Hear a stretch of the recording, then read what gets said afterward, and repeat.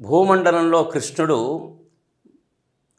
ఇక్కడ అవతరిస్తున్నప్పుడు ద్వాపరయుగంలో కృష్ణుడు ఆ అమ్మని ప్రార్థించాడమ్మా నువ్వు కూడా రావాలి.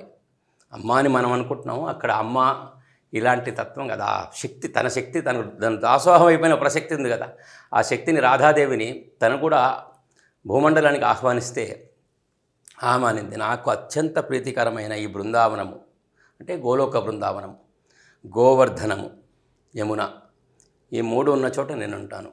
కాబట్టి గోలోకధామం నుంచి బృందావన ధామానికి ఈ భూమండలానికి ఈ మూడింటిని మీరు షిఫ్ట్ చేస్తే నేను వస్తాను.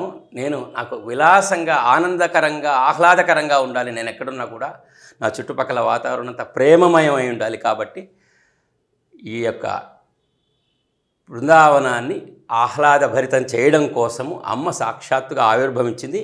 కాబట్టి బృందావనంలో అడుగడుగున రాధానామాన్ని జపిస్తారు. రాధ అనేది ఒక అద్వితీయమైన నామము.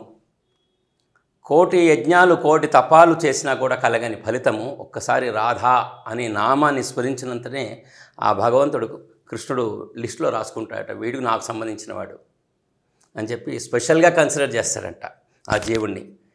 రాధ్నోతి సకలాన్ కామాన్ తస్మాత్ రాధేతి కీర్తిత.